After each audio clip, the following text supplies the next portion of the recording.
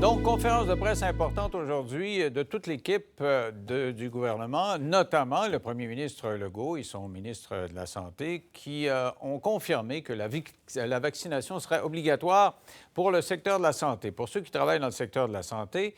Et ceux qui ne veulent pas se faire vacciner seront suspendus sans salaire. Alors ça, c'est la grosse nouvelle d'aujourd'hui, mais aussi... Le premier ministre et son ministre l'avaient inscrit sur Facebook en fin de semaine.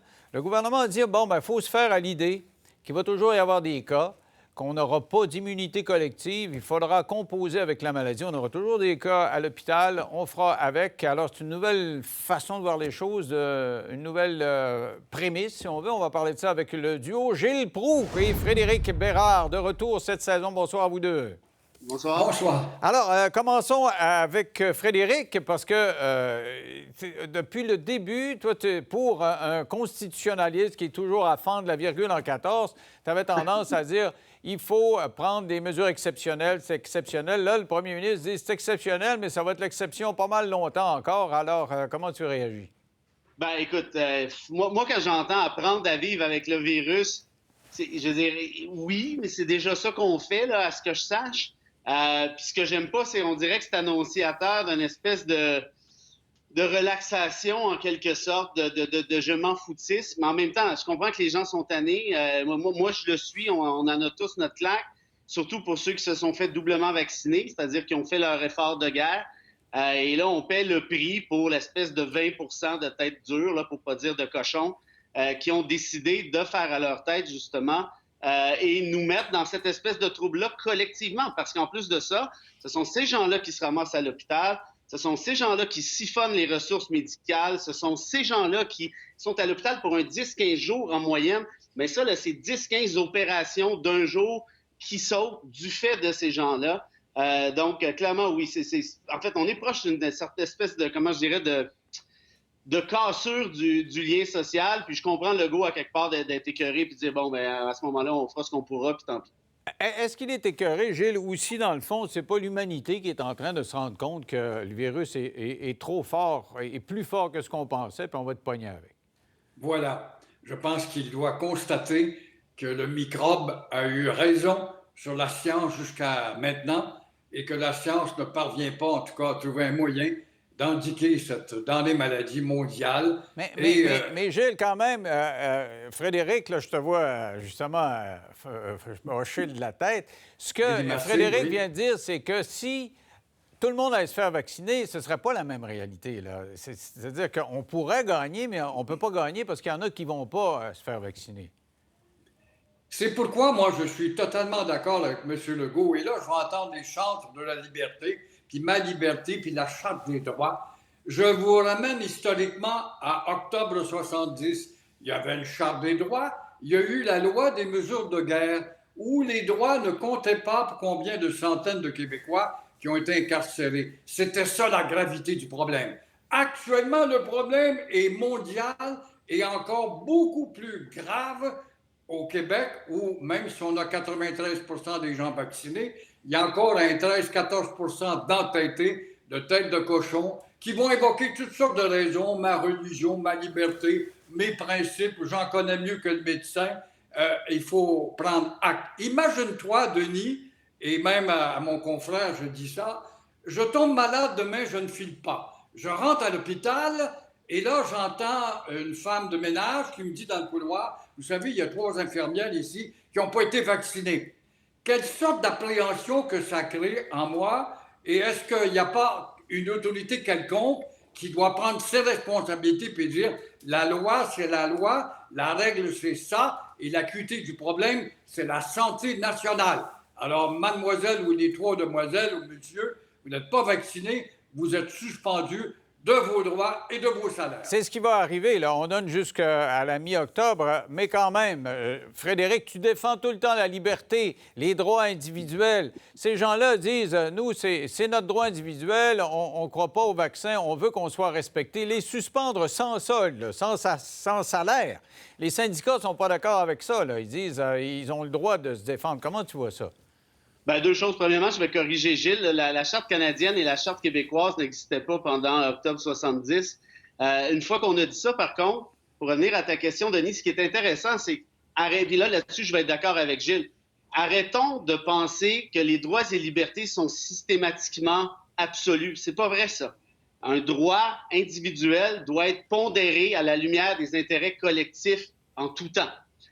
Ici, qu'est-ce qu'on a? On a le droit de travailler. Évidemment que c'est un droit qui est important, je comprends ça. On a aussi une espèce de droit à l'intégrité à la personne, l'intégrité physique. Ça aussi, c'est important, je comprends ça. Et là, on place les gens devant le choix. Veux-tu garder ta job ou tu veux te faire vacciner?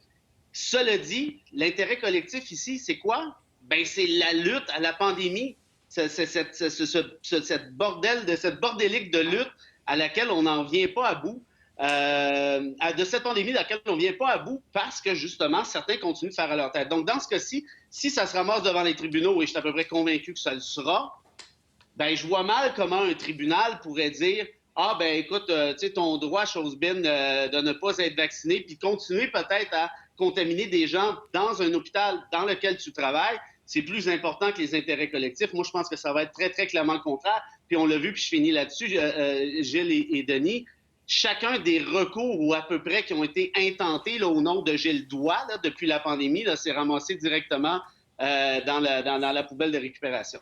Quand même, Gilles, malgré ce que notre constitutionnaliste nous dit, c'est-à-dire qu'on peut se servir de l'exception devant les tribunaux pour dire que c'est une atmosphère exceptionnelle, n'empêche que les syndicats défendent les membres qui ne veulent pas se faire vacciner, même si la grande majorité de leurs membres se sont fait vacciner. Mais dépendamment des secteurs, dans le secteur de la santé, il y a des 15, 20, 25 à Montréal particulièrement, plus qu'ailleurs, qui ne se font pas vacciner. Et les syndicats les défendent. Que dire de ça? Oui. Évidemment, le syndicat est corporatif et puis il doit défendre ses membres, même les récalcitrants, et trouver un argument et un angle. Mais quand on voit Mme la présidente de la CSN qui dit elle-même, pour des raisons de précaution, de sécurité, j'ai eu mes 2 vaccins et j'entends bien me soumettre à la règle, il est bien difficile pour un récalcitrant de tête de cochon d'aller à contre-courant. Et d'autant plus que, quoi qu'on dise, le Québec est quand même la province qui a été la plus exemplaire, qui a pris les devants par rapport aux confrères des autres provinces. La preuve, c'est que les premiers ministres des autres provinces ont imité, dès le lendemain ou quelques jours plus tard, les mesures du Québec qui pouvaient être dénoncées par les tenants de la liberté. Mais il faut quand même admettre qu'on a fait ce qu'on pouvait avec les moyens du bord et d'arriver à une solution. Probablement que nous n'arriverons pas à une solution mondiale. On laisse déjà entrevoir que nous allons devoir vivre avec ça, et d'autant plus qu'on prouve finalement que le microbe très intelligent peut se substituer à une autre puissance maléfique et a raison sur la science jusqu'à maintenant. Quand même, le premier ministre qui nous dit il faudrait que vous alliez convaincre chaque Québécois, là, si on se donnait le défi d'aller convaincre chacun, une personne, on irait chercher notre monde. Est-ce que vous pensez que les dés sont pipés d'avance, que ceux qui ne sont pas vaccinés déjà, c'est fini? Parce que moi, j'ai l'impression, quand je parle au monde, là, ceux qui ne sont pas vaccinés, c'est pas tous des complotistes, comme vous dites. Je pense pas qu'il y ait 13-14 de complotistes au Québec, des gens qui haïssent le gouvernement, etc. Il y a des gens qui ont peur de l'injection, juste la piqûre. Ils ont peur que ça fasse mal. Il y en a qui ont peur des effets secondaires. Puis il y en a qui ont peur qu'à long terme, étant donné qu'on n'a pas développé le vaccin, qu'on l'a développé que de récentes dates, qu'il y ait dans 2 ou 3 ans d'autres effets secondaires. Alors, Frédéric, c'est pas juste des complotistes. Il y a des gens que tu peux convaincre. En tout cas, c'est ce que le premier ministre pense. 2 choses, OK? Le dernier sondage là, expliquait qu'il y avait environ 25 à 30 des Québécois qui croyaient d'une manière ou une autre, à divers degrés, on s'entend, là, à une espèce de théorie du complot rattachée à la pandémie. Et je répète, il y a plusieurs degrés, là, les plus forts étant des trucs de QAnon. Il y en a qui sont très, très légers, mais quand même, tu as minimum un quart des Québécois qui ont des doutes à savoir si factuellement ça s'est réellement passé, puis ça s'est passé de cette manière-là. Est-ce que les médias nous mentent? Est-ce que les gouvernements nous mentent? L'industrie pharmaceutique, et ainsi de suite. Ça, c'est la première affaire. La deuxième, moi, je veux bien essayer de convaincre des gens, là, mais je ne sais pas si vous réalisez, les gars, là, mais ça fait 18 mois là, qu'on essaie. Il faut croire qu'on n'est pas bien bon, parce que ça n'a pas l'air de marcher tant que ça. S'il en reste autant, ils vont me dire c'est 15, 20 18 dépendamment.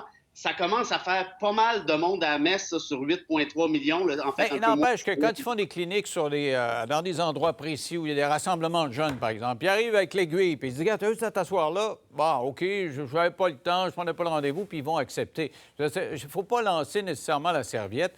Moi, je ne crois pas à ça qu'au Québec, de 13 de gens qui veulent absolument, mais vraiment pas se faire vacciner. Alors, parlons de passeports vaccinaux, si vous voulez, parce que le temps... juste avant... rapidement, oui, Gilles. Dans ce cas-là, il y en a qui ont peur du tonnerre, il y en a qui ont peur du vent, qui ont peur des champs. Alors, là, on ne parviendra jamais à conquérir les 13 %. Il y aura toujours des entêtés qui sont probablement des défaillants mentaux, quant à moi. Ça ne se peut pas dans une société où c'est inscrit. Non, moi, je pense que vous poussez trop. Parce qu'il y a des gens, je le dis, moi, il y a des jeunes, particulièrement les jeunes, qui ont peur des aiguilles. Ils ont peur des aiguilles, juste ça, là.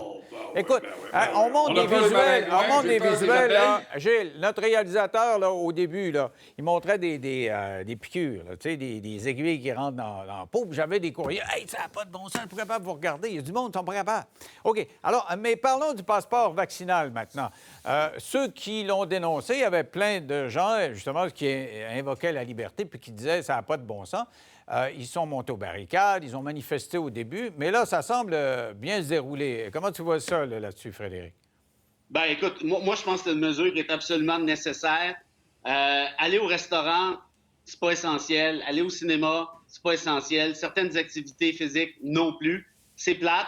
Vous avez le droit jusqu'à maintenant, c'est vrai que vous avez le droit de pas vous faire vacciner, mais la société a aussi des droits. Les intérêts collectifs, je reviens à ça, sont importants. Puis ici, ben on a décidé, collectivement parlant, que c'était beaucoup plus prudent d'y aller sans vous. C'est de valeur, mais vous pouvez rester à la maison, faire un sandwich aux tomates, jouer au Nintendo, faites ce que vous voulez. Vous pouvez continuer votre vie tranquillement, pas vite. Le groupe va continuer d'avancer. L'autre affaire aussi qu'il faudrait dire, je pense, là-dessus, c'est qu'on n'a pas d'atteinte fondamentale. Ici, je me répète un petit peu, là, mais il faut comprendre ça. Là. C'est pas vrai qu'on vit dans une dictature. Moi, quand j'ai vu des gens associés à certains partis politiques, par ailleurs, qu'on nommera pas, comparer le passeport sanitaire à la Shoah avec des étoiles jaunes pour essayer de se martyriser.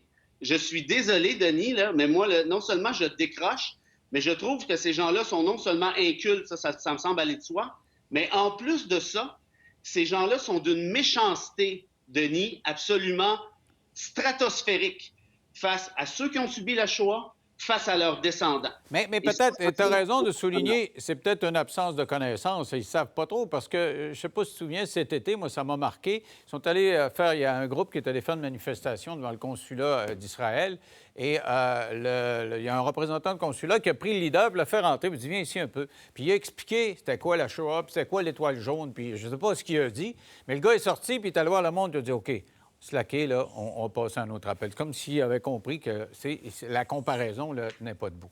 Alors, il y a de l'émotion là-dedans. Il y a donc de l'émotion. L'émotion, ça se manipule. Et quant au passeport en question, au visa, parmi les 13 % d'irréductibles, il peut y en avoir dans le cinéma où j'aurais le goût d'y aller un de ces soirs. Et par conséquent, je serais obligé de me priver si on n'avait pas ce visa pour entrer. Alors non. Mais là, vous êtes vacciné, vous êtes doublement vacciné. Moi, je me sens quand même. Oui, mais il y a 13 % assis dans la salle du cinéma, là. Oh, il y a quelqu'un du 13 % qui est assis dans le cinéma. Mais on peut être porteur aussi si on a eu double vaccin, sauf que la charge virale serait moins grande. Là. Mais en tout cas, ça, c'est un débat. Mais ce que je ne comprends pas, Denis, j'ouvre une parenthèse bien vite. Tu me dis, je colle les gens, moi je colle, j'ai chose avec eux, puis ils sont sincères, puis ils ont peur des maringouins, puis des piqûres, pas voyons, et puis des transfusions de sang, puis ils ont peur de tout, puis ils ont peur de leur ombrage. Comment se fait-il qu'il y a encore des infirmières qui sont éduquées avec la culture médicale, qui sont encore là en poste à jouer au faraude, à t'obstiner contre la logique, de dire, moi j'ai étudié en médecine, puis je sais que c'est pas nécessaire. Comment est-ce que tu peux endurer ça dans le discours? Alors, moi, j'irais plus loin que ça, Gilles. Je dirais qu'à l'avenir, là, pour ceux qui s'en vont en médecine ou en soins infirmiers, il faudrait leur faire signer un papier en rentrant en disant, là, vous allez pratiquer la médecine. Vous allez être un intervenant en médecine. Reconnaissez les bienfaits de la médecine. Si vous ne croyez pas à ça, allez travailler ailleurs. Ça, c'est un job, là. Si vous ne croyez pas, quand vous donnez des piqûres au monde, vous ne croyez pas que c'est bon. Si vous ne croyez pas que laver une plaie, c'est bon. Si vous ne croyez pas à rien de ça, faites d'autres choses. Et là, il y a le premier ministre qui nous dit, là, je manque tellement d'infirmières que je vais aller en chercher à la retraite. Je vais les ramener sur le marché du travail. J'ai l'impression que ça va être difficile. On avait une infirmière tantôt qui nous disait, moi, je prends ma retraite parce que je suis plus capable d'endurer les conditions actuelles. Tu vois ça comment, toi, Frédéric? Est-ce qu'on va avoir le moyen parce qu'il y a comme une contradiction. On va suspendre ceux qui ne voudront pas être vaccinés, mais on manque de monde. Bien, attends, là, je veux dire, tu travailles dans le domaine de la santé, tu dois être vacciné. Ça, moi, je comprends ça. Mais par contre, c'est vrai qu'il y en a un certain paquet qui ne pourront plus pratiquer, puis là, on va être encore plus dans le trouble. Aller chercher les infirmières à la retraite n'importe quand. Mais il y a une affaire, par contre, c'est que si on les traitait mieux, ces infirmières-là, depuis le début, si les infirmières n'avaient pas des conditions horribles, pour pas dire des gros mots, là, parce qu'on est à la télé, peut-être que ces infirmières-là, en plus, ne seraient pas à la retraite, puis seraient restées à l'emploi, puis on en a drôlement besoin. 10 secondes, Gilles. Mot de la fin, 10 secondes. Oui, mais il y a quand même, je veux bien croire que les infirmières sont inestimables dans le décor, mais là, on est dans le 100 000 et plus. Il y a une compensation l'autre bord. OK, merci à vous deux. Restez le retour. Je reçois Maïka Desnoyers qui vient de sortir un livre qui s'appelle « Derrière mon sourire ». C'est une influenceuse, animatrice de télévision, conjointe de sportifs connus et qui dit, au-delà de l'image, il y a la vraie vie. Puis dans la vraie vie, bien, des fois, il y a des problèmes. Dans 3 minutes, après la pause.